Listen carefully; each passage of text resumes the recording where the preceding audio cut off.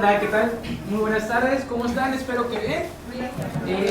Me presento, mi nombre es Pablo, mi compañera Montserrat, psicóloga dentro de las instalaciones de la Clínica Generando Familias, y el día de hoy venimos a hablarles de un tema muy importante. No solo en cuestiones de la adicción, más bien que es la conducta y el comportamiento que es principal causa para la cual un paciente o una persona con problemas genere una adicción. En este momento mi compañera va a iniciar con una presentación. Cualquier duda que tengan, levantando su mano y con todo gusto aprendemos. Permiso. Gracias. Buenas tardes, ¿cómo estamos el día de hoy?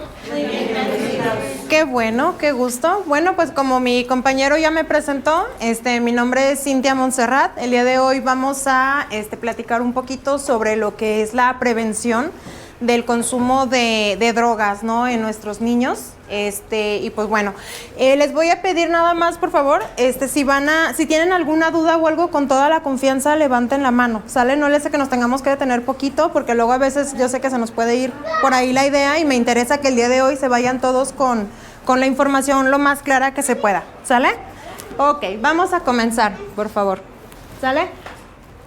Vamos a iniciar primero hablando sobre tal cual las drogas, ¿no? ¿A qué nos referimos con el consumo de drogas? ¿O a qué nos referimos tal cual con lo que es una droga? Una droga, para iniciar, es una sustancia que no es necesaria para el cuerpo. No es necesaria para vivir. No es, por ejemplo, como el agua, los alimentos, cosas que necesitamos para poder estar bien, ¿va? Esa es la primera característica. Segundo, producen cambios en la percepción, estado de ánimo, conciencia y comportamiento. ¿A qué le llamamos percepción? ¿Quién sabe a qué le llamamos percepción? ¿Qué se les ocurre que es la percepción? ¿A prevenir? A prevenir, ¿qué más? ¿Cómo percibe la realidad? Es como vemos, justamente, la percepción es cómo vemos la realidad, es decir, cómo veo el mundo que me rodea. Por ejemplo, si el día de hoy, no sé, me levanté y a lo mejor mi pareja o mi hijo me habló fuerte, a lo mejor yo puedo percibir que está molesto, pero eso es mi percepción. La realidad allá afuera es diferente, ¿sale? La conciencia, podríamos decir también que es cómo veo las cosas de acuerdo al conocimiento que tengo del mundo, ¿sí? Es decir, a lo mejor yo ya conozco a mi pareja o ya conozco a mi hijo y ya sé que cuando está enojado, cuando está molesto, dice ciertas palabras o se comporta de cierta manera, ¿sí? Entonces la conciencia es como el conocimiento que tenemos del mundo que nos rodea, y la percepción es cómo veo el mundo en general, ¿de acuerdo? En estado de ánimo nos vamos a referir a nuestras emociones, si ando contento, si ando triste, si ando enojado y demás. Y pues el comportamiento, lo que hacemos en nuestro día a día, ¿va? Y la última es que no tienen indicación médica. Una droga normalmente no tiene una indicación médica, y en caso de que la tuviera, no se está utilizando como se tiene que utilizar, ¿sí? Podemos comenzar a lo mejor a consumir más un medicamento que me recetó un doctor sin necesidad de que lo esté consumiendo, o sin tener una enfermedad, ¿va? ¿Dudas hasta aquí? Entonces las tres características es que no son necesarias para la salud, cambian mi forma de ver el mundo y normalmente no tienen una prescripción médica, ¿sale? No me lo recomendó el médico, no lo estoy utilizando por un tema de salud, ¿va? Muy bien. Ahora, existen diferentes tipos de drogas. El día de hoy vamos a hablar sobre 3 en específico, ¿sale? Vamos a hablar de 3 tipos de drogas en cuanto a la función que tienen en nuestro cuerpo, porque todas las drogas, todo el consumo tiene una afectación, afecta de una manera diferente el cómo veo el mundo, el cómo me siento. ¿Se acuerdan cuáles eran las cosas que afecta el consumo? Percepción, estado de ánimo, conciencia y comportamiento, ¿sale? Son las 4 cosas, no las vamos a grabar porque esas 4 cosas las vamos a necesitar estar repasando a lo largo de toda la ponencia. Entonces, ¿cuáles son? Les repetimos: percepción, conciencia, estado de ánimo y comportamiento. Va, fíjense bien. Entonces, vamos a hablar de tres tipos de drogas. Están las drogas depresoras. Una droga depresora es la que me da para abajo, sale la que me relaja. Por ejemplo, vamos a hablar, adelante, bienvenida. Vamos a hablar de uno de los consumos más comunes, ¿sí? El alcohol. ¿Cómo es una persona cuando está muy borracha? Se desinhibe, ¿qué más? ¿Qué hace una persona cuando está borracha? Golpea, ¿qué más? Cuando dicen, está que se cae de borracho. Llora, ¿qué más? Vomita, ¿qué más? ¿Qué más hace una persona que está que se cae? Pierde el equilibrio, queda inconsciente. ¿Por qué? Porque el alcohol lo que va a hacer es que le va a dar para abajo a todo mi cuerpo, me va a relajar por completo. Por eso ya cuando comienzo a consumir alcohol, comienzo a decir hasta lo que no, porque ya comienzo a quitar filtros, ¿sale? Exactamente, comienza como a transformarnos. Entonces ya por eso una persona que está borracha ya no camina bien, se le traba la lengua, no hace ya muchas cosas, queda dormido, ¿sí? Va. Se ríe solo. Y hay una serie de drogas que van a tener un efecto similar, nos van a dar para abajo. Como por ejemplo, la heroína, la morfina, la metadona, los ansiolíticos, por ejemplo. Los ansiolíticos son medicamentos que, por ejemplo, cuando ando ansioso, cuando ando nervioso, me ayudan a relajarme. Pero recordemos que estábamos diciendo de que hay drogas o hay consumos que los hacemos, que pueden ser medicamentos, pero no están recetados o los estoy utilizando para algo diferente para lo que me lo recetaron, ¿va? Entonces, es la parte de los ansiolíticos y los hipnóticos que me relajan por completo, ¿sale? Los estimulantes, ¿a qué me suenan? A que me aceleran. Exactamente, todo lo contrario a las depresoras, ¿sí? El estimulante me va a dar para arriba y me va a mantener activo. No voy a dormir, ¿sí? Voy a estar comiendo de más, voy a andar ansioso, voy a andar nervioso, es cuando me pongo agresivo y demás. Si se fijan, por ejemplo, con el alcohol, podemos llegar a confundir porque al principio parece que el alcohol me da para arriba y luego viene el bajón. ¿Sí? Al principio que dicen y que ya quieren golpear y que se están peleando y que no sé qué, y luego da para abajo. Entonces, el efecto como tal del alcohol es completamente depresor. Sin embargo, hay otras sustancias u otras drogas que nos dejan completamente arriba, ¿sale? Le duramos días sin dormir, comemos demasiado, andamos de aquí para allá, tenemos constantemente mucha energía. Y están las drogas perturbadoras. Las drogas perturbadoras son las que ya me causan alucinaciones o me quitan del contacto con la realidad, ¿sí? ¿Han visto, por ejemplo, personas en situaciones de calle que ya van hablando solos o que ya de repente nos gritan algo y que nada que ver con, a lo mejor, con lo que está pasando, ¿sí? Son normalmente a raíz del uso de drogas perturbadoras porque me perturban la percepción de la realidad. Sí recordamos lo que es la percepción, ¿verdad? Me perturba mucho o me modifica lo que estoy viendo allá afuera y es cuando comienzan las famosas, exactamente, es cuando comienzan las famosas alucinaciones o los famosos delirios, ¿sale? ¿Alguna duda hasta aquí? No, lo estoy explicando como lo más sencillito que puedo para que podamos irlo comprendiendo, ¿sale? Ok, ahora vamos a hablar de cómo es que se da la adicción, ¿va? Cuando comenzamos con una adicción no se da de la noche a la mañana, ¿sí? Muchas veces podemos llegar a espantarnos o nos asustamos porque pensamos que si mi hijo consume una vez o que si ya tomó una vez, ya tengo un drogadicto en casa y no es así, ¿sale? El proceso o más bien la dependencia hacia una sustancia tiene un proceso que seguir. Se da el famoso uso, abuso y dependencia, que es como la parte más básica, ¿no? Pero se divide en varias partes. Lo primero que se da es un uso experimental. El uso experimental es cuando lo prueban por primera vez, ¿sí? Quiero saber a qué sabe, quiero saber a qué siente, es como la curiosidad, la espinita, y es natural que una persona sienta curiosidad por cosas que no conoce, ¿va? Luego viene el uso recreativo, cuando lo empiezan a usar de vez en cuando, con los amigos, para cotorrear, para salir y demás, ¿va? Pero es muy de vez en cuando, ¿va? De ahí pasamos al tema del abuso. El abuso es cuando empezamos a hacer ya más cotidiano el uso del consumo. Si ya no es así cada 6 meses, ya no es una vez al año, ya empieza a ser que una vez al mes, una vez cada 2 semanas, una vez a la semana, cada fin de semana, ¿sí me doy a entender? Entonces empieza a ser más cotidiano y a raíz del abuso es donde nacen las dependencias. Vamos a hablar de dos tipos de dependencia que vamos a generar. Para empezar, ¿qué es la dependencia? Necesitarla para hacer.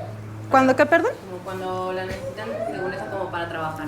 Cuando ya necesitamos algo, ¿sale? Ya no es que lo esté eligiendo o no, ya lo necesito. Entonces, vamos a hablar de dos tipos de dependencia. Primero está la dependencia física. Siempre que comenzamos a consumir una sustancia, sobre todo cuando hablamos de una droga, la droga va a afectar diferentes funciones de mi cuerpo, pero principalmente va a afectar a mi cerebro, el cómo funciona mi cerebro.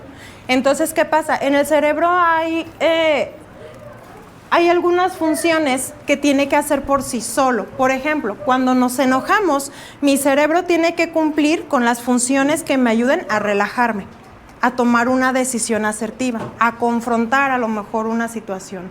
Cuando estoy triste, mi cerebro me tiene que ayudar a asumir mi tristeza, a vivirla, a llorar, a expresarla, a platicarla. Son cosas y son funciones que yo, de forma independiente, tendría que poder hacer. Sin embargo, en ocasiones, el consumo me ayuda a sustituirlo, ¿sí? Hace que yo no tenga que enfrentarlo conscientemente. Es decir, por ejemplo, volvemos al tema del alcohólico, ¿no? Que creo que a lo mejor es el ejemplo más común y el que todos tenemos, todos conocemos a algún alcohólico en la vida, ¿no? Entonces, a lo mejor el alcohólico que ya está borracho y que se agarra llorando y que a lo mejor se agarra que hablándole a la ex o que si mentando madres o que si ya le echó pleito al compañero y que no sé qué, ojo, a lo mejor son cosas que traía por ahí guardadas, pero él en su sobriedad no sabe hacer. ¿Sí? Entonces el alcohol lo desinhibe y hace que haga estas cosas sin tener que hacerlo conscientemente. ¿Y qué pasa al día siguiente? Se justifica. Ay, es que andaba borracho. Ay, es que andaba pedo. ¿Sí?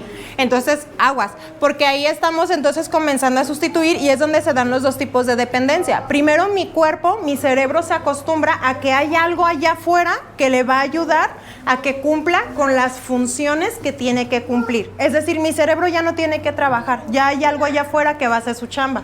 ¿Sí? Y segundo, es donde entra la dependencia psicológica. Nos acostumbramos tanto a que hay algo que me ayuda a hacer lo que tengo que hacer que recurro al consumo para poder cumplir con lo que tengo que hacer, para poder enfrentar mi tristeza, para poder enfrentar mi enojo, para poder enfrentar un conflicto, para poder en general enfrentar una situación que a mí me parece incómoda. ¿Sale? ¿Todo está claro hasta aquí? Sí. ¿Hay alguna duda? No, si voy muy rápido, no me entienden algo, necesito que me lo digan, ¿sale? Ok. Siguiente. Ok. Ahora, fíjense bien, vamos a hablar ahora de los factores de riesgo. ¿Qué es un factor de riesgo? ¿A qué nos suenan los factores de riesgo? Peligro. Al peligro. Lo que nos pone en peligro justamente para el consumo. Para poder entender los factores de riesgo que voy a vivir, hay algo que necesito comprender. Nosotros vivimos un proceso de aprendizaje todos los días, ¿sale? Desde que nacemos hasta que nos morimos, ¿va? Adelante, adelante.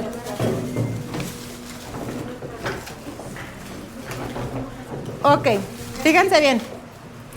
El proceso de aprendizaje que vivimos se basa en 3 etapas. Todas las personas y todos los niños van a aprender por medio de 3 cosas. Por medio de lo que veo, por medio de lo que escucho y por medio de lo que hago. ¿Sí? Por ejemplo, nuestros niños que de repente ya escucharon que alguien en la calle o alguien en casa que dijo la palabra menso y al rato voltea con el hermano y, ay, es que eres un menso. ¿Sí? Aprendió por lo que escuchó. ¿Sí? Aprenden también por lo que ven, ¿sí? Las conductas que ven en casa también las aprenden y las repiten. ¿Sí? Han de repente, o no sé si hayan visto en sus niños de repente que, ay, estás igual que tu papá, ¿sí? Ay, es que ya hizo lo mismo que hizo el hermano el otro día, ¿sí? Porque todo lo aprenden también por medio de la vista. Los niños ven algo y lo repiten, ¿sale? Son imitadores por excelencia. ¿Va?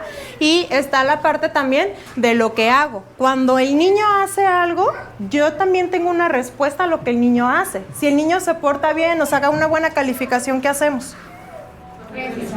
Lo felicitamos, le damos un abrazo, le compramos un regalo, ¿sí? A lo mejor la maestra le pone su estrellita en la frente, ¿va?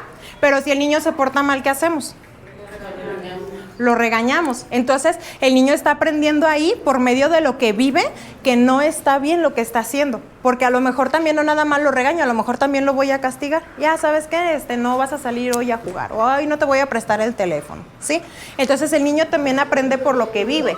Entonces fíjense bien, estas tres partes, estos tres canales de aprendizaje tienen que ir conectados, ¿sí? De nada me va a servir a lo mejor que yo le diga al niño o que yo regañe al niño si al final no vive una consecuencia de lo que hizo, ¿sí? Si al final no ve el ejemplo también en casa. Sí, por ejemplo, vamos con las groserías, ¿no? El niño que dice groserías y a lo mejor también en casa se dicen groserías y a lo mejor le digo al niño, no digas groserías, que no sé qué, nomás le digo eso, pero ya, no hay una consecuencia y yo sigo con el mismo vocabulario en casa. Son dos canales de aprendizaje que no estamos abarcando. Entonces, hasta ahí estamos siendo incongruentes. Tenemos que abarcar los tres. Tengo que predicar con el ejemplo, tengo que hablar y ser congruente con lo que hago y además el niño tiene que vivir una consecuencia, sea buena o sea mala, por un decir así. Sí, sea agradable o desagradable, le guste o no le guste, el niño tiene que vivir una consecuencia. Si el niño se portó bien, hizo bien las cosas, vivir una consecuencia positiva, algo que sea agradable para el niño, que le guste al niño. Y si el niño hizo algo que no le gusta, también tiene que vivir algo que no le guste, así que le genere frustración, enojo, estrés. ¿Por qué? Muchas veces el niño tiene que desarrollar también la habilidad de tolerar ciertas situaciones desagradables en la vida. Ahora, también como papás tenemos que cuidar de no irnos al extremo. Sí, porque luego nos vamos también a los extremos y somos muy rígidos con ellos, o somos muy castigadores, o somos muy autoritarios, o nos vamos del otro lado donde somos permisivos y todo le decimos que sí y no pasa nada. Entonces tenemos que cuidar también mantener un equilibrio como padres, ¿sí? Tenemos que ser congruentes. Y así como también buscamos que nuestros hijos tengan ciertas habilidades en casa, yo como padre también necesito comenzar a tenerlas, ¿va? ¿Todo claro hasta aquí? ¿Sí? Ok, va. Dígame. Los niños también en las escuelas son algo agresivos y fuera también, porque como nos decía, no les enseñamos a vivir las consecuencias, pero tampoco les enseñamos a que exprese en casa si está disgusto con algo, porque llega a la escuela o en la calle y buscan culpables de todo. Se arman pleitos tanto en la escuela, dentro de la escuela, como fuera en la calle, porque los niños no aprendieron de que si estás inconforme con algo, dímelo a mí, o se lo comentas a tu papá, o vas con el maestro y le explicas qué pasó con este niño, para que no se dé esta violencia que estamos viviendo tanto fuera como dentro de las escuelas, de las casas, en las calles, en todos lados. Estamos con esa... Sí, entonces pues sería empezar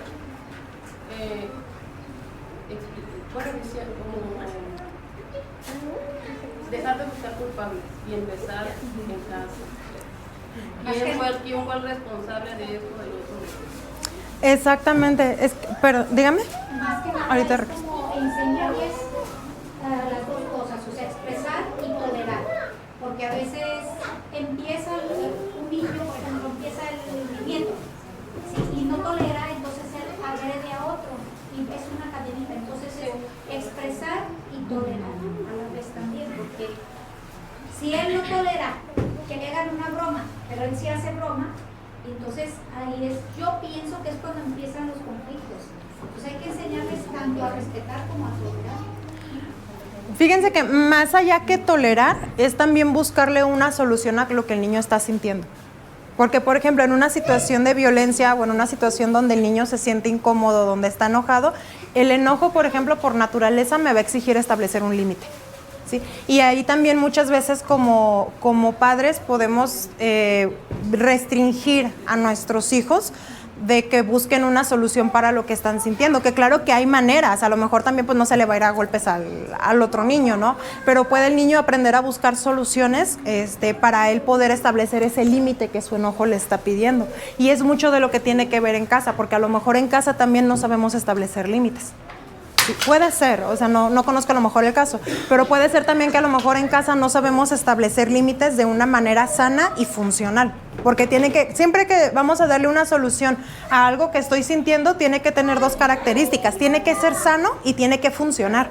Entonces, en ocasiones, los límites que se establecen en casa o no son sanos o no son funcionales, ¿sí? Y el niño tiene que encontrar la manera de poder satisfacer esa emoción. La que hablabas hace rato es precisamente expresar en el momento, como que me pareció esto, dijiste esto, me pareció esto, me corriges, por favor, porque como que no lo tenía. Exactamente.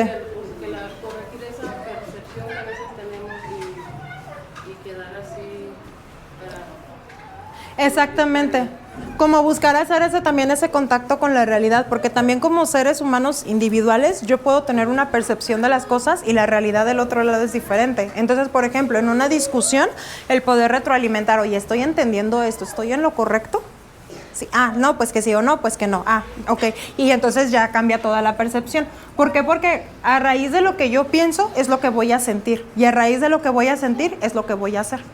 ¿Sí? Entonces no es lo mismo a lo mejor si en este momento, no sé, supongamos que yo la corrijo en algo en este momento y usted se queda con la idea de que, ay, esta pinche vieja que no sé qué, y que, o sea, sí, y a lo mejor se va enojada y, ay, no, la ponencia no sirvió y la psicóloga no sirve, que no sé qué, y se va, ¿sí? A que si a lo mejor me dice oye, estoy entendiendo esto, no, que sí, que no, y ya, lo platicamos, ya se va tranquila, no, ya, o sea, a lo mejor puedo corregir realmente lo que hice. Es una percepción distinta y me genera una emoción diferente. Entonces el niño también tiene que aprender a hacer esto, pero muchas veces en casa no, como adultos también no tenemos esa costumbre, porque ojo, también por ejemplo, cuando llega un niño a un proceso terapéutico, cuando llega al consultorio un adolescente, un muchacho, a veces pensamos que el problema es completamente él.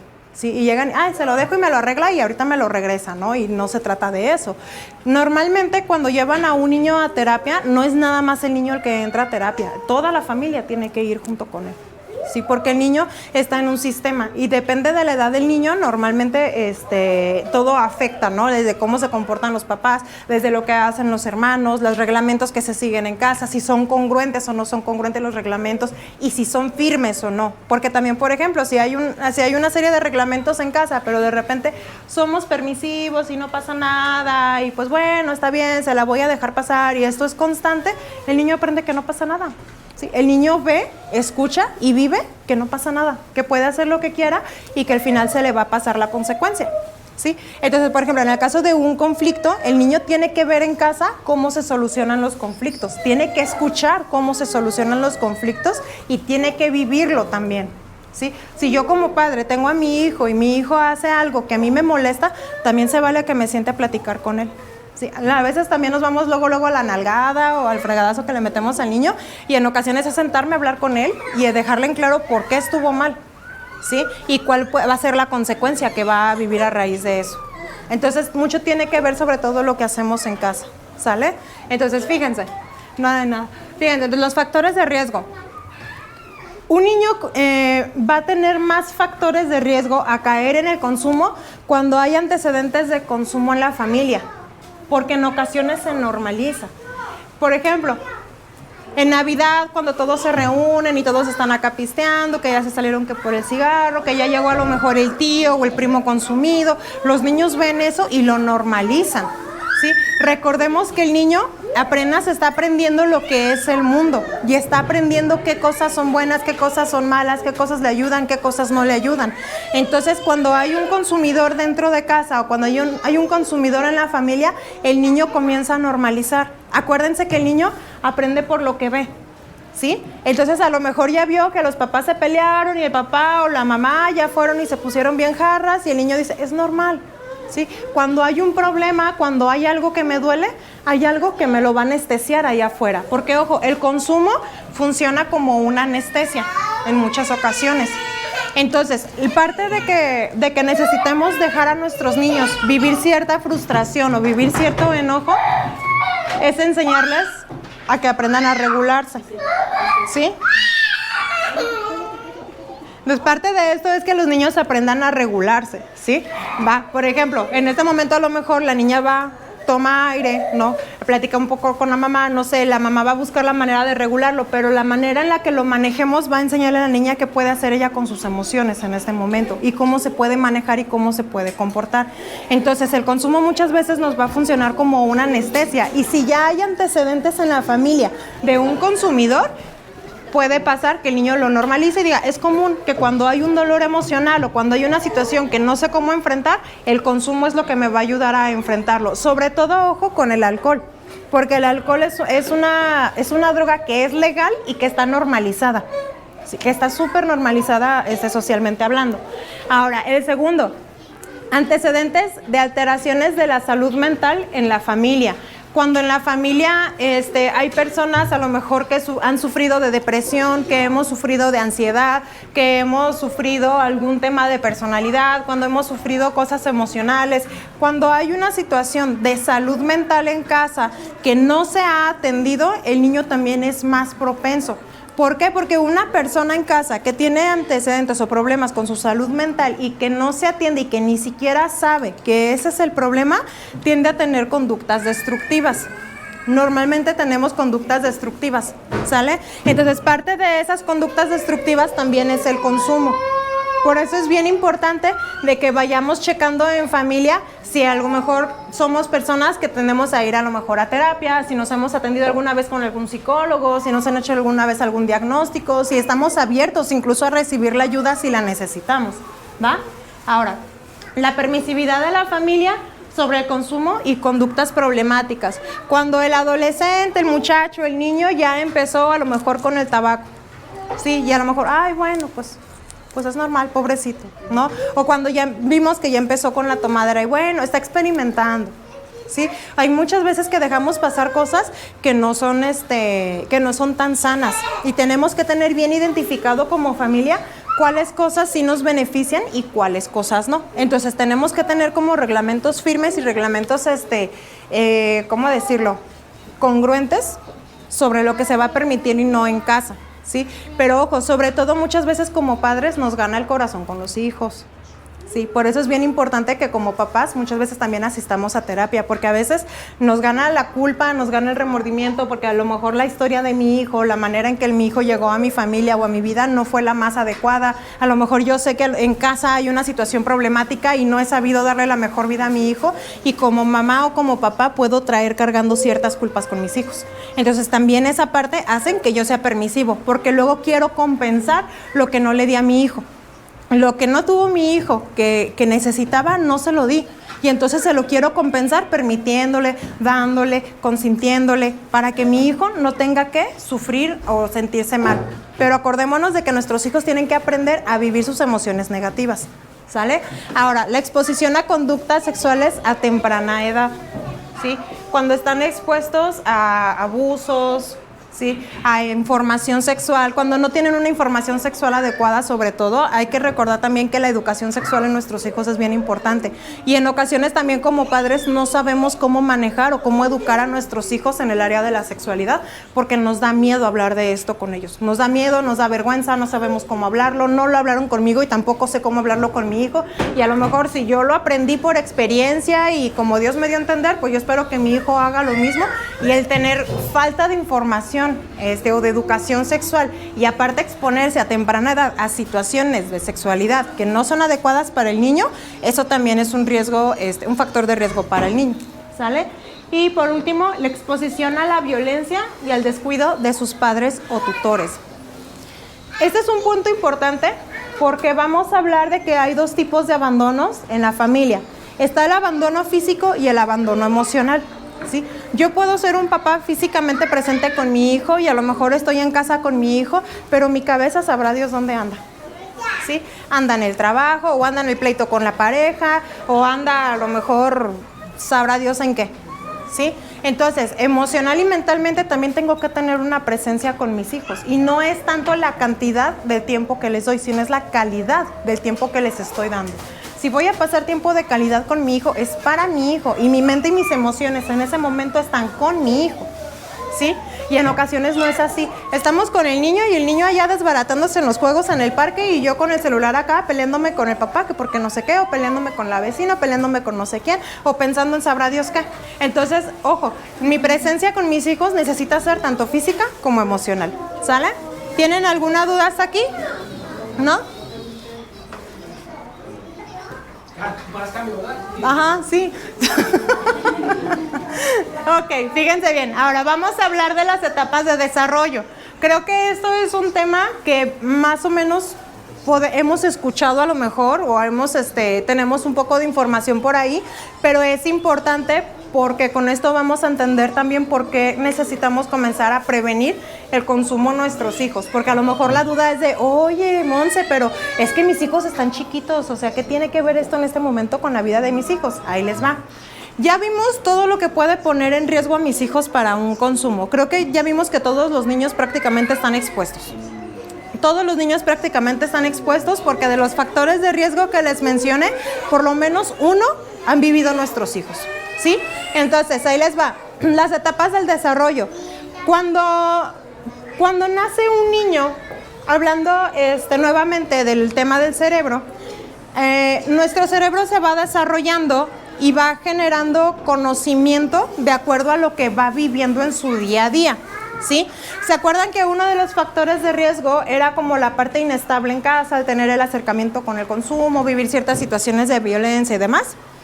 Cuando el niño se expone a este tipo de situaciones, su cerebro desarrolla como una alarma constante, ¿sí? Sobre todo cuando no dejamos al niño que viva sus emociones desagradables, el enojo, la tristeza y demás. Entonces el cerebro del niño se va adaptando a que esto no lo puede ir viviendo y conforme va creciendo, el mismo cerebro se va adaptando a ese conocimiento. No tengo que vivir esto, no me puedo permitir vivir esto, ¿sí? Entonces cuando llegan a cierta edad, viven el riesgo justamente de caer en el consumo porque se genera una inestabilidad en ellos y el consumo les ayuda a estabilizarse. Les ayuda a un precio muy alto, ¿sí? Porque el precio ya viene en el tema de la dependencia, todo lo que nos genera en nuestro cuerpo y demás. Sin embargo, desgraciadamente para el consumidor muchas veces la sustancia es la solución a sus problemas. ¿Por qué? Porque me ayuda a sentirme más seguro, me ayuda a desinhibirme, me ayuda a olvidarme un poquito de lo que está sucediendo. Entonces, cuando yo estoy chico, cuando soy niño, mi cerebro apenas se está desarrollando. Y necesita el niño vivir en un ambiente estable en casa para poder generar cierta seguridad, ¿sí? Cuando no se genera esa seguridad, se genera algo que se llama personalidad adictiva. La personalidad adictiva es lo que nos hace vulnerables a caer en el consumo en algún momento de la vida. Entonces, el niño va a pasar por diferentes etapas. Desde que ya está más o menos, no sé, ¿a qué edad comienza a independizarse un niño? A tomar sus decisiones propias. Un niño, ¿a qué edad comienza a tomar decisiones propias? A los 8. ¿A qué edad el niño comienza a elegir qué se quiere poner y qué no? ¿Sí? Ya incluso desde antes. Esto sí me lo quiero comer y esto no. ¿Sí? Si se fijan, hay dos tipos de independencia en el niño cuando van creciendo. Una cosa es la independencia física. Los niños a lo mejor los tenemos en casa hasta que les gusta, los 18, 20, 25, 30, 40 años que se quieren salir de casa y se ponen a trabajar y se van, ¿sí? Pero otra cosa es la independencia emocional. Conforme el niño va creciendo, va desarrollando habilidades que le ayudan a ser más independiente, que le ayudan a tomar sus propias decisiones. Ya desde que si se quiere comer algo no, si se quiere poner algo no, y todo esto comienza desde las primeras etapas, ¿sí? Entonces, si se fijan en la independencia de mis hijos y las decisiones de mis hijos comienzan mucho antes de lo que yo soy consciente, mucho antes de lo que yo creía. Y conforme van creciendo y llegan a la adolescencia, en la adolescencia es donde se da esa ruptura de forma drástica, ¿sí? Porque en la adolescencia es cuando ya no quieren saber nada del papá ni de la mamá. No quiere que le digan nada, de todo reniegan, de todo batallan, de todo sufren, de todo, ¿sí? ¿Por qué? Porque en esa parte de la vida ellos están buscando ya también una, ¿cómo decirlo? Como una identidad propia. Cuando son chicos y están todavía en ese proceso de comenzar a tomar sus propias decisiones, las decisiones las basan mucho en lo que quieren papá y mamá, ¿sí? En darles gusto a papá y mamá. Porque el niño en su mente se ve como si fuera uno mismo con papá y con mamá, sí, son muy unidos todavía con ellos, pero ya llegando a la adolescencia se da ese desapego bien drástico y entonces su lugar seguro ya no son papá y mamá, ahora ¿quiénes son? Los amigos. Y si se topa con amigos que igual vienen de situaciones inestables, que también vienen de situaciones violentas, y luego que encima ya comenzaron con el consumo, ¿qué va a pasar? Si no llevan una educación, son una esponjita que van a hacer todo lo que los demás.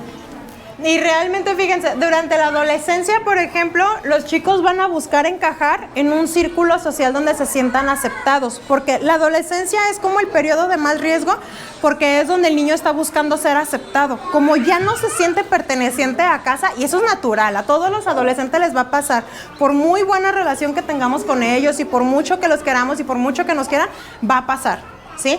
Entonces, si mi hijo ya no se siente seguro en casa, va a buscar otro círculo en donde sentirse seguro y es donde va a llegar con los amigos. Y si los amigos también ya están en el consumo, es mucho más fácil que lo jalen al consumo, ¿sí?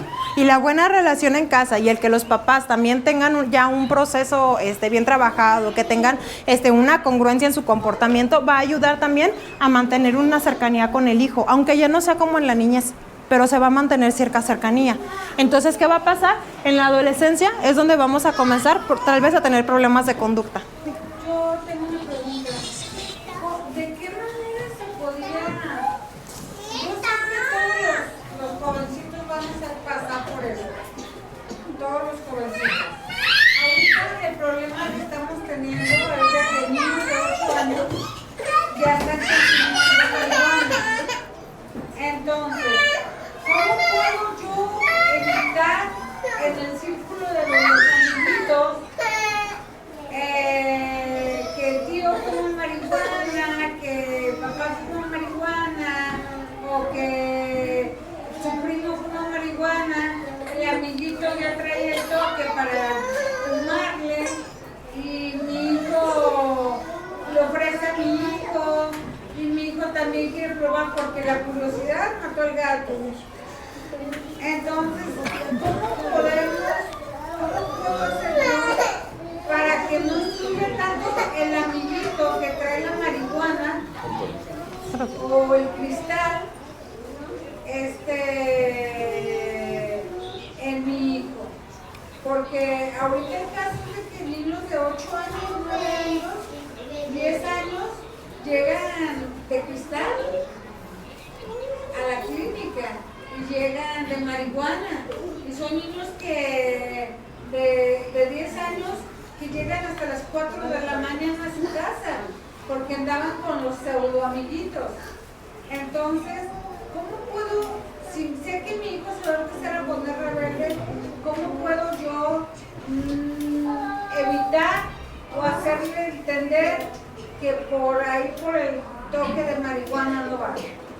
Fíjense, eso tiene que ver mucho justamente con la parte de la infancia, porque desde la infancia es donde los niños reciben información. Pasa lo mismo que con la sexualidad. Con la sexualidad en ocasiones no tocamos el tema con nuestros hijos por miedo, ¿sí? Y cuando se habla de drogas, también en ocasiones por miedo no les hablamos a nuestros hijos de las drogas, porque no queremos que nuestros hijos tengan contacto con eso, o que no sepan que existe esa parte del mundo porque los queremos aislar. Pero lo más sano es primero estar bien informados. Lo inicial es estar bien informados, primero como padres de familia y también saber transmitir esa información a nuestros hijos de manera asertiva, ¿sí? ¿Por qué? Porque también meterle miedo a nuestros hijos puede resultar contraproducente. Entonces lo importante es primero estar bien informados y ponerle, transmitirle esa información a nuestros hijos. Segundo, también trabajar en uno mismo como papá. Sí, que también es como parte fundamental. Si yo como papá tengo la parte emocional bien trabajada, también voy a poder trabajarlo con mi hijo, porque acuérdense que el consumo funciona como una anestesia. Entonces, si yo como papá sé regular mis emociones y sé solucionarlas y sé satisfacer esa parte, también voy a poder enseñarle a mi hijo que lo haga sin necesidad de un consumo. En las etapas del consumo y de la dependencia, ya ven que hablábamos que la primera etapa es experimental, ¿no? Que es para ver a qué sabe. A veces, en ocasiones, y yo creo que realmente nunca vamos a poder evitar que nuestros hijos tengan un primer consumo o un primer contacto con el consumo. Pero sí podemos enseñarles que no es necesario que estén en su vida. Porque hay personas que lo prueban y no se enganchan, y porque hay personas que lo prueban y sí. ¿sí?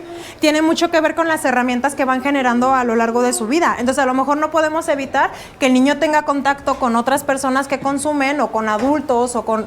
No, va a haber ocasiones en que no lo vamos a poder evitar. Lo podemos restringir de manera consciente hasta donde se pueda. A lo mejor el tío que consume o el abuelito o la persona que consume, a lo mejor buscamos que no tenga tanto contacto, pero en algún momento va a conocer a alguien en su vida que tiene consumo. ¿Sí? Entonces, si el niño sabe regular bien la parte sobre todo emocional y tomar decisiones y ser congruente, va a ser mucho más fácil que no se enganche con el consumo, que es un riesgo que no podemos controlar al 100%, ¿sale? Dígame. Yo tengo una pregunta, pues un tema con mi muchacho de secundaria, él está en tercero. Apenas ahora que fue lo de Halloween, me di cuenta que ya no se junta con el grupito de amigos con el que se juntaba, por lo que le pregunté si iba a ir con ellos a hacer lo del Halloween, y le dijo, no, dice, ya no les hablo. Y me enteré que la cuestión por la que se alejó fue porque cacharon a uno de sus amiguitas fumando en el baño. Entonces, creo que todos ellos pues se metieron en problemas. Siempre he hablado con mis hijos hasta donde he podido sobre qué puedes hacer, qué no puedes hacer, pero mi tema ahorita es con él. Yo vi que tomó una buena acción, alejarse, y siempre se lo he dicho, si alguien de tus amigos está haciendo algo malo que no debe, no es tu amigo y tienes que alejarte. Entonces parece que mi muchacho se alejó de ellos, pero me prendió a mí mis antenas como de, ok, está alrededor de mi hijo. Entonces, ¿cómo puedo yo tomar más participación sobre eso sin verme como muy invasiva con él? Porque, por ejemplo, yo en el momento hablé con él y le dije, está bien que te alejaste, le dije, y ya ves que ellos, entonces no son tus amigos, porque si tú hubieras estado con ellos en el momento, también tú te hubieras metido en problemas, o tal vez si lo hubieras hecho también tú, también ahorita estuvieras en problemas. O sea, traté de hablar con él, pero yo quisiera como abordar más, ¿me entiende? Como preguntarle más, como decirle, ok, ¿y qué sigue pasando? ¿Qué pasó con tus amiguitos? O más que nada, confío en mi hijo, pero yo digo, quisiera saber qué tanto él está interesado en eso, pero no me quiero ver muy invasiva. ¿Cómo puedo yo tomar participación con él sin verme como que mamá me estás acusando? ¿Le preguntó a su niño qué piensa de lo que pasó? Sí, pues él me dijo como eso, que se alejó porque no quería meterse en problemas. Entonces, hasta el momento, pues él todo el tiempo me ha dicho como está mal, no le veo un interés en participar de eso, pero yo todavía estoy conmigo. ¿Qué tal si nomás me lo está diciendo a mí por, ¿verdad? Por no verse, pero yo quisiera como estar más preguntona, pero no me quiero ver como muy, ok, mamá, dame espacio. Puede a lo mejor abordarlo de repente como una plática casual, como dice usted, ¿no? De que, ay, ¿qué ha pasado con tus amiguitos? Pero sobre todo, no nada más el preguntarle, sino también el expresarle. A mí me preocupa esto, o yo me siento de esta manera, porque con eso vamos a generar la conexión, y también su hijo va a poder entender la postura de usted. Porque en ocasiones nada más queremos abordar y quiero que me digan, y quiero que me digan, y quiero que me digan, pero la parte de la expresión, ¿dónde queda? Entonces, a lo mejor también si usted le expresa como el miedo que trae, también su hijo puede abordar el tema de una manera que la pueda también tener tranquila. Porque si se fijan, el miedo es de usted. Sí, su hijo a lo mejor anda bien tranquilo y bien quitado de la pena, pero el miedo es de usted. Entonces, más bien es el cómo va a abordar usted ese miedo, ¿sale? ¿Y qué necesita usted con su miedo? ¿Sale? Va. ¿Alguna otra duda hasta aquí? ¿No? Dígame. ¿Edad de la adolescencia? La adolescencia oficialmente comienza a los 12 años, ¿sale? Pero oficialmente, ¿sí? Pero dentro de lo que yo he trabajado y lo que yo he visto, muchas veces el consumo inicia desde antes. Puede haber riesgo de consumo desde los 9 años, ¿sale? Digan, ¿iban a decir algo? ¿No? Ok. Va, ¿alguna otra duda? Dígame.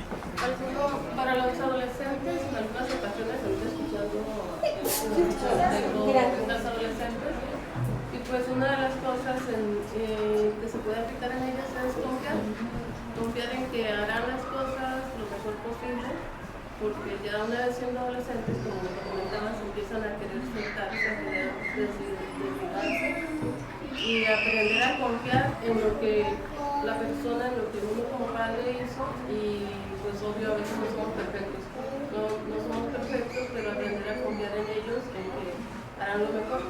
Y si se cree en Dios, pues orar, y si se creen los valores, pues seguir viviendo los valores, o si no los hemos tenido, pues tomarlos. Y así evitaremos un poco esa angustia de que cómo estarán, qué estarán haciendo, porque como madre, en lo personal, como madre de familia, el ver a mis hijas ya salieron de la primaria, ahora se van a la secundaria, a la prepa, pues ya es algo que yo tengo que aprender a soltar. Y nada más, no sé, pues, alguien está como un adolescente, pues yo tengo adolescentes también y estoy pasando por esa experiencia de que tengo que aprender a confiar en lo poco que yo pude haber sembrado, porque no me considero una madre. De hecho, pues vivo en esa angustia porque ya no los llevo al kinder, ya no los llevo a la primaria, ahora que si vienen, que si no, que si llegan tarde, entonces solo expreso ahorita lo que la señora está viviendo y que quizás le pueda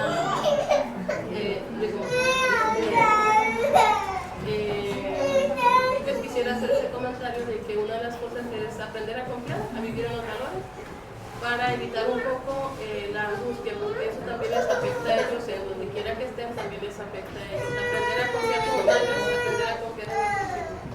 El tema, por ejemplo, con los adolescentes es que necesita ser como un desprendimiento gradual, porque recordemos que nuestros adolescentes no son adultos. Sí, no son adultos, no tienen la madurez todavía, su cerebro no se ha terminado de desarrollar ni siquiera. ¿Sí? Entonces, en ocasiones nuestros adolescentes todavía van a necesitar cierta guía. ¿Sí? Y necesitamos también como padres estar al pendiente. Sí se va soltando al adolescente, ¿sí? Porque ya quiere estar más con los amigos y tiene que a lo mejor vivir ciertas libertades, pero también tiene que ser como con medida, porque podemos caer en el tema de la permisividad. Podemos ser demasiado permisivos y sí, ve, y así todo, y ya al rato ya es como de ching, ¿y qué pasó? ¿Sí? Entonces también sí tenemos que continuar todavía con cierta autoridad sobre nuestros hijos y con cierto pendiente sobre ellos. Pero es poco a poco también.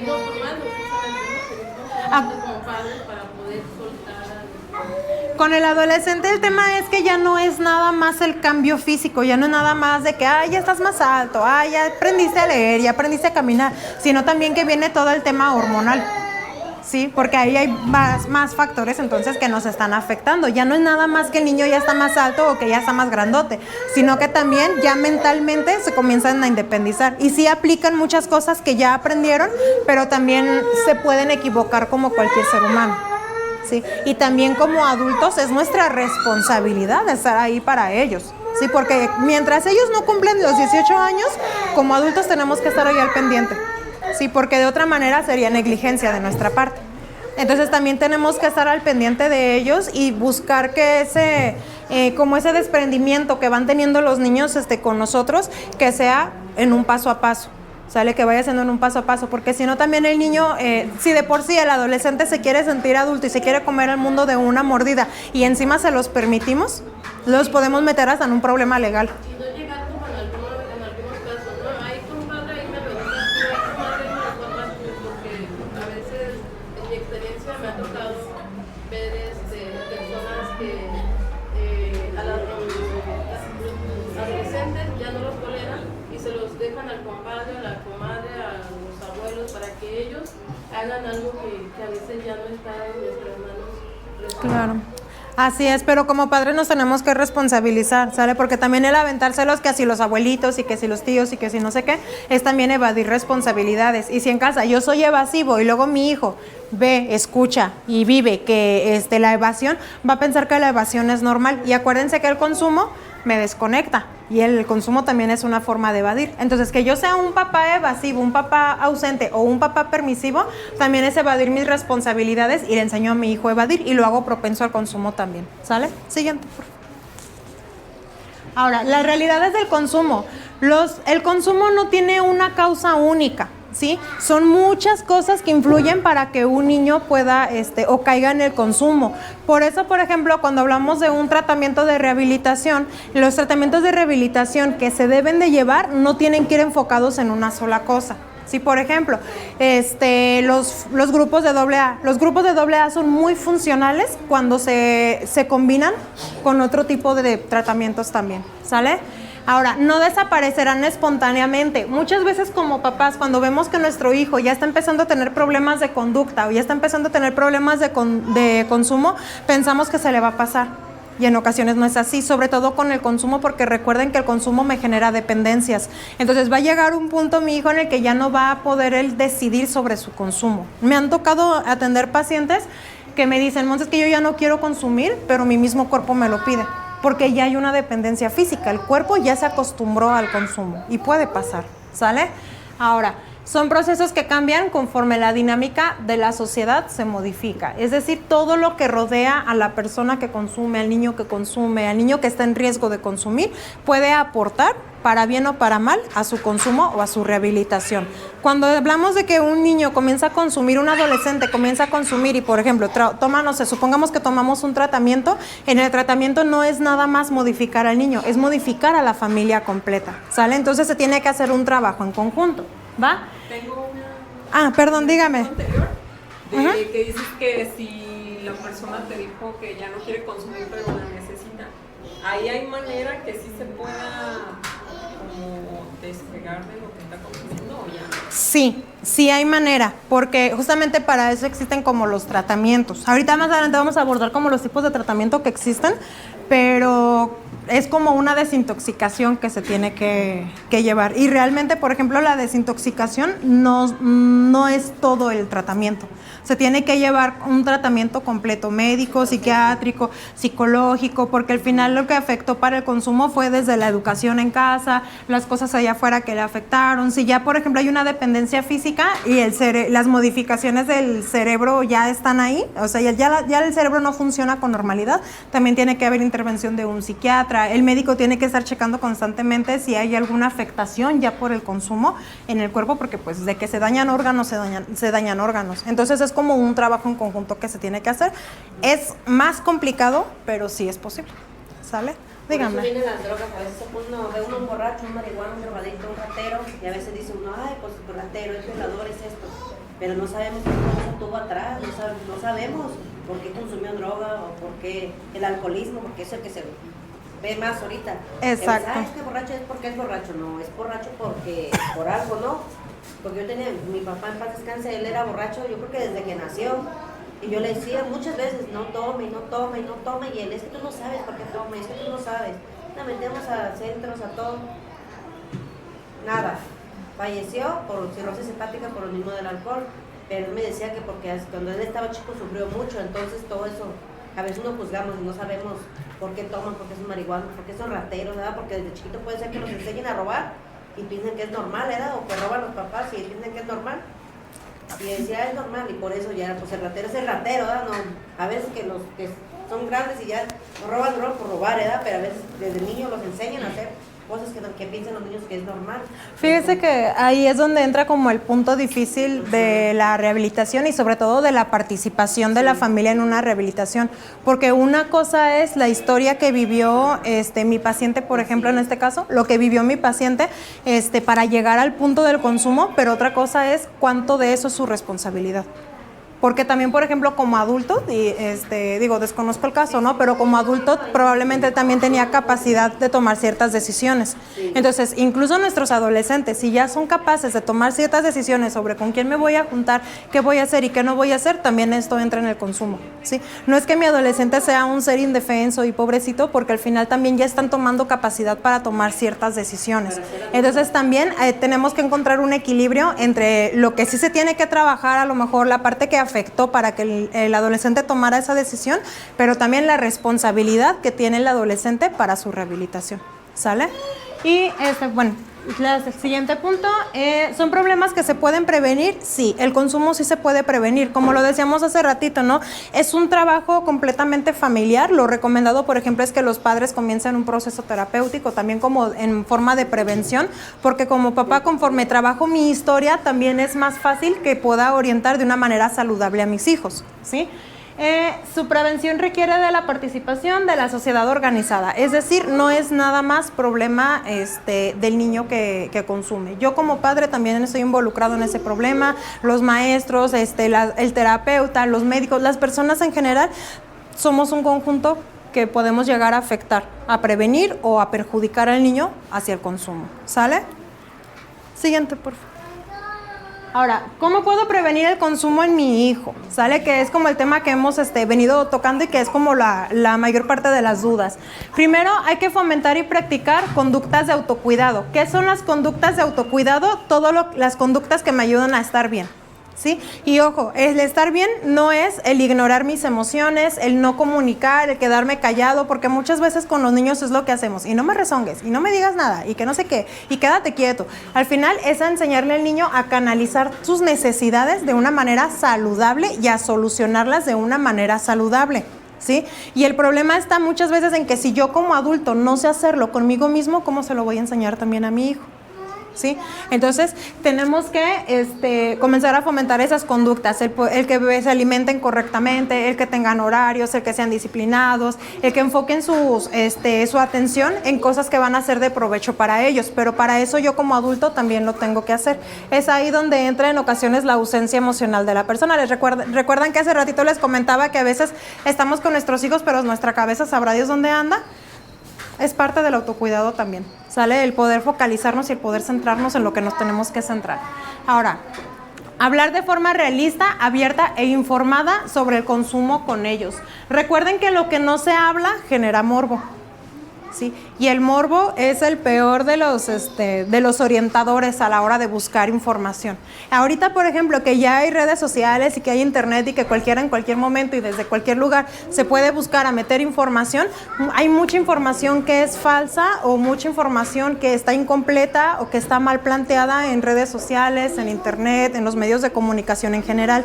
Entonces, como padres es nuestra responsabilidad también informarnos correctamente con profesionales para poder orientar a nuestros hijos, ¿sale? Conocer sus círculos sociales, también el saber con quién se junta y cuáles son los hábitos de los niños con los que se está juntando. De repente también el conocer un poquito a las familias, saber de dónde vienen, también nos puede dar una idea de los círculos en los que se está abriendo nuestros hijos. Ande. Por ejemplo, ¿qué edad es conveniente empezar a hablar de esto? Esto se puede hablar desde la niñez. Todos los temas se pueden hablar desde la niñez con nuestros hijos, lo único es como adaptar la información a su nivel, ¿sí? Porque a lo mejor un niño, a lo mejor que me está escuchando aquí, pues ni me pone atención, ¿no? Porque hay muchas cosas que no entiende, pero adaptado ya al nivel es mucho más fácil. Mira, hay cosas buenas, hay cosas malas, hay cosas que te hacen daño, hay cosas que son saludables y sobre todo como fomentar la parte de las cosas que sí le hacen bien, porque es parte de fomentar el autocuidado. Por ejemplo, no sé, las verduras, ¿no? Que las verduras y que no sé qué, o sea, como fomentarle la parte que sí le beneficia, pero también hacerle conocer lo que le hace daño. Y con palabras simples, sobre todo cuando están chiquitos, con palabras simples. Ya cuando están más adolescentes ya hay cosas que entienden más y que digieren más y ya lo podemos hablar más, más abiertamente, pero con los niños simplificarlo. Por ejemplo, el otro día íbamos caminando y olía a marihuana. Y yo dije en voz alta, ay, huele a marihuana. Entonces, niña, ¿qué es la marihuana? y ya le llega ese olor y dice, ya ella huele a marihuana. Entonces ya le expliqué yo más o menos qué era, pero no sé. Le puede preguntar, oye, ¿sabes lo que es la marihuana? ¿Te acuerdas lo que te explica? Ah, sí, Sí, ya si le da alguna explicación que está concreta o que usted considera adecuada, con eso, pero si no nada más retroalimentarlo, es que mira, hay cosas o hay sustancias que nos hacen daño, hay gente que la ves fumando y eso le hace daño a tu cuerpo, te puedes enfermar, que no sé qué, o sea, cómo simplificarlo, bajarle la información, ¿sale? Dígame. Ahí voy, que la mamá de mi nieto, tengo un nieto que es hijo de mí, fumaba marihuana por el niño, un chiquito, empezaba a hablar el niño, siempre lo tuve yo y ella se lo llevaba con unas amigas y así comencé a la señora por el olor. Una vez iba en la calle y yo estaba en un grupo de muchachos fumando, me dice el niño, mamá y maté, su mamá y su amiga. Así me enteré que la mamá fue. Pues mire, desgraciadamente el niño ahí, por ejemplo, de los 3 canales de aprendizaje, aprendió por lo que vio y aprendió por lo que vivió, ¿sí? Y nada más faltó que le dijeran, ándale, ten, ¿sí? Entonces, aguas, por eso les digo que los 3 canales de aprendizaje tienen que ser congruentes, ¿sale? En medida de lo posible. Dígame allá. Por ejemplo, bueno, no tiene nada que ver con el consumo de drogas, pero también es un ejemplo. Cuando le hablas al niño, no, es que tu parte se llama así, ¿no? Y en la familia, no, es que se llama que se llama que es. O sea, yo siempre le digo a mi hijo, no, pues se llama así, pero ya en la parte de la familia, no, pues es que se llama Pipi, ¿no? O se llama como o así. Entonces, ¿cómo le haces para que el niño, pues, no sé cómo... es que es una confusión, entonces, ¿de qué lado, por qué lado se va, no? ¿Cómo le haces a entender al niño cuál es la parte correcta? Porque la familia, pues, no va a cambiar. Y es más fácil cambiar la percepción de tu hijo que la familia. Dile la verdad. Oficialmente se llama así. Hay personas que le llaman de esta manera, de esta manera, de esta manera, pero el nombre correcto es este. Exactamente. Fíjense, los niños tienen una manera bien simple de aprender. Es mucho más fácil que un niño te dijera bien la verdad a que un adulto. A un adulto, por ejemplo, de que se llama sí, hasta nos asustamos. Entonces, ojo, con los niños son bien simples. Nada más explícale la verdad. Mira, se llaman de esta manera. Hay personas que lo llaman de esta otra forma. Exacto. Exactamente, con el consumo es exactamente lo mismo. Sabes que hay sustancias, la sustancia se llama, no sé, por ejemplo, la marihuana, ¿no? Entonces la marihuana te hace daño, o sea, simplemente es digerirles un poquito la información, pero realmente muchas veces no hay ni siquiera necesidad de ocultarles nada a nuestros hijos, ¿sale? Ok. Bueno, hay que dedicar el tiempo de calidad, que es lo que les decía hace rato, ¿no? No basta nada más con estar físicamente con nuestros hijos, sino también mental y emocionalmente estar con ellos. Mantengámonos abiertos a llevar un proceso psicológico y familiar y ser constantes. Sí, por ejemplo, si ya tenemos un consumidor en casa y un día decimos, ¿sabes qué? Vámonos a un proceso, sea un internamiento, sea AA, sea psiquiatría, sea psicología, el proceso que decidan, hay que ser constantes y también hay que confiar en el trabajo del profesional. Sí, porque en ocasiones eso también puede ser un tema para los hijos, ¿sí? Y sobre todo para los consumidores, ¿va? Entonces tenemos que respetar también esa parte y ser constante en nuestros procesos. Como personas y como seres humanos tenemos que estar abiertos también a llevar un proceso junto con nuestros hijos, sobre todo cuando son adolescentes. Si un adolescente ya empieza a tener temas de consumo, y cualquier adolescente que llegue por cualquier motivo al consultorio, por automático casi a los papás también nos andamos mandando a terapia, ¿sale? Entonces también tienen que tener esa apertura de que como papá también tengo cosas que trabajar, ¿sale? Hay que establecer reglas y límites. Todos los miembros de la familia tenemos que respetar esos reglas y límites. No es de que sea nada más para un hijo o para el otro, sino incluso yo como adulto también puedo aprender a respetar reglamentos y límites. Y prediquen y practiquen los valores que desean inculcar, que era lo que les decía hace rato. Los niños tienen que ver en los padres el comportamiento que desean que tengan también los hijos. Si yo quiero hijos honestos, yo también basarme en la honestidad. Si quiero hijos que se comuniquen conmigo, yo también aprender a comunicarme con mis hijos. Oye, una pregunta así como que muy personal. A partir de que el niño vio eso, la mamá ya no está con él, o sea, no está conmigo. Ahí como le afectará, porque él estaba muy chiquito. O necesito yo, como dices tú, hablar y platicar a ver qué tanto se acuerda, o sea, qué tanto. Yo le sugiero que igual comience el niño un proceso terapéutico, porque sí va a haber cosas que le van a afectar. Usted puede abrir ese canal de comunicación con él, pero al final de cuentas el niño va a necesitar una orientación para vivir todo el proceso que implica el no estar con su mamá. ¿Sale? Ok, siguiente. Ok, vámonos un poquito más rápido porque ya se nos está terminando el tiempo, ¿sale? Entonces, ¿qué puedo hacer si mi hijo consume? Si ya me di cuenta que mi hijo está en consumo, existen varias herramientas que nos van a ayudar. Uno de ellos son los centros de integración juvenil, otros son las clínicas de rehabilitación en adicciones, que me gustaría parar un poquito en este punto.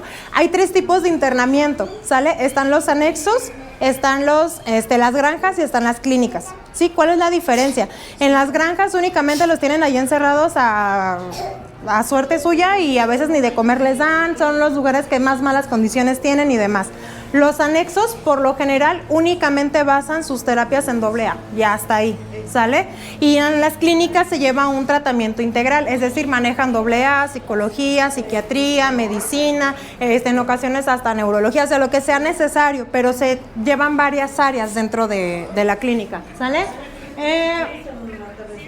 Hay que también buscar profesionales de la salud que estén especializados en adicciones.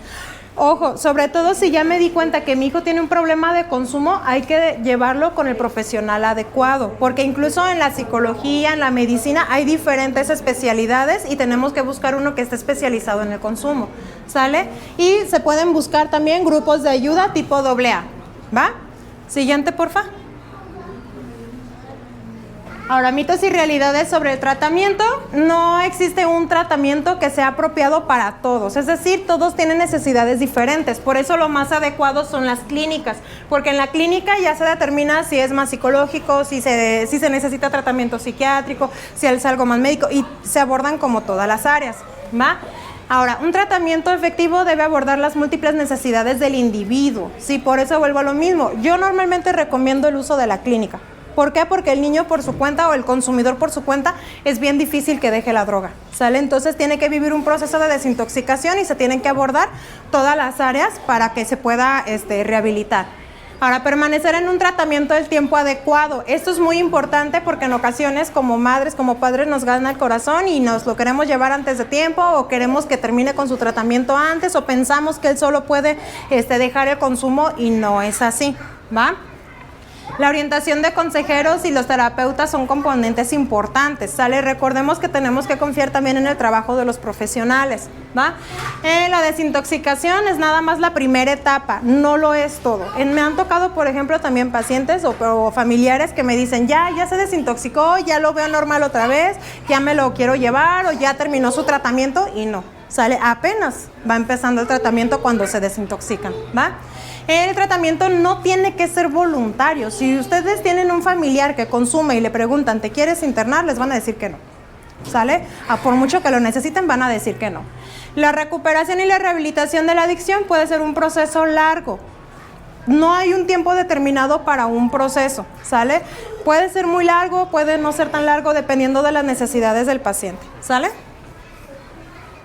Ahora, tips para la intervención de los padres. Hay que promover el desarrollo de la autoestima y la confianza en los hijos. Y esto se da desde la niñez. Ahorita en la adolescencia ya es un poco más difícil implementarlo, pero se puede empezar a trabajar. Ya cuando sus hijos están adolescentes, se les recomienda un poco más que comiencen un proceso terapéutico si quieren comenzar a hacer esto. Porque también hay una historia que trabajar y el niño a lo mejor ya no se va a abrir tan fácilmente con uno como padre, ¿sale?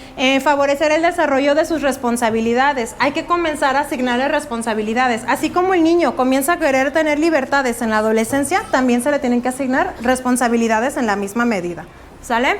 Ser objetivo y comprensivo sin perder la paciencia. Ser comprensivo no significa decirle que sí todo al niño, ¿sí? Significa saber cuando el niño también necesita un límite, comprender si mi niño necesita un límite, comprender si mi niño necesita ayuda. Sí, comprender si mi niño ya está traspasando ciertos límites para su bienestar, ¿va? Utilizar el criterio más amplio en todo momento, es decir, buscar ser como muy objetivo, no dejarme guiar nada más por la emoción. Si yo soy una persona que está bien informada, que encima va también de la mano con profesionales, va a ser mucho más fácil que pueda tomar una decisión que sea asertiva para mi hijo, ¿sale? No nada más dejarme llevar por la emoción. Y hay que conservar la calma. Aunque estemos muy frustrados, hay que buscar conservar la calma para poder tomar las mejores decisiones todo el tiempo, ¿sale? Siguiente, por favor. ¿Qué hacer en casa? Comunicar las expectativas con reglas, ¿sale? Yo espero que te comportes de esta manera, de esta manera, de esta manera y espero que no hagas esto, ¿va? Y toda la sana familia tenemos que cumplir con los reglamentos. Todos tienen que participar. enfatizar las fortalezas de nuestro hijo. Es decir, lo que sí hace bien, hacérselo saber. No todo es estarlos regañando y estarles diciendo, y no. También lo que sí hace bien, se lo tenemos que hacer saber, ¿va? Apoyarlo para tener éxito cuando se le presente alguna oportunidad, que si quieren estudiar, o ahí, por ejemplo, me han tocado pacientes también que por su voluntad solita dicen, ¿sabes qué? Necesito ayuda. Necesito un tratamiento, quiero que me internen. Y eso también es apoyarlo en sus proyectos y en su éxito, ¿sale? Darse el tiempo para platicar acerca de las conductas adecuadas e inadecuadas, que era lo que comentábamos, ¿no? A lo mejor digerirles un poquito la información, platicarlo como algo natural, ¿no? Que se da. Establecer actividades y rutinas diarias para construir la claridad. Tener una rutina en casa y bien establecida también nos va a ayudar a que nuestros hijos vayan construyendo una claridad sobre sus vidas, a que tengan claro qué sí se hace, qué no se hace, cómo se hace y en qué momento se hace, ¿sale? Y enseñarle y practicar habilidades necesarias para el manejo de las conductas que no deseamos, que era lo que comentábamos al principio. Tienen que desarrollar ciertas habilidades, ¿sale? Siguiente. Y listo, cerramos con esto, ¿sale? Sí me gustaría saber si hay alguna duda hasta aquí. ¿Algún comentario? ¿No? ¿Aquí en la escuela son ustedes los que la atienden? No, nosotros trabajamos en un centro de rehabilitación. Tenemos ahí atención psicológica, psiquiátrica. De hecho, ahorita nos van a apoyar a repartir algunos volantitos. Y no, también aquí está mi contacto, por si se les ofrece. Pero pues igual, por si en algún momento llegan a tener alguna situación que se les pueda apoyar, con todo gusto. Sí, ¿sale? aquí sí están apoyando, ¿verdad? Los niños de la escuela. Yo no estoy aquí, yo trabajo directamente en la clínica. ¿Sale? ¿Sale? ¿Alguna otra duda? Dígame. Como en ese punto de que los niños tienen que desarrollar como esa tolerancia a la frustración, ¿qué podemos hacer nosotros como papás cuando ellos están en esa crisis? O sea, para apoyarlos, o cómo podemos ayudar. Depende de la situación. Por ejemplo,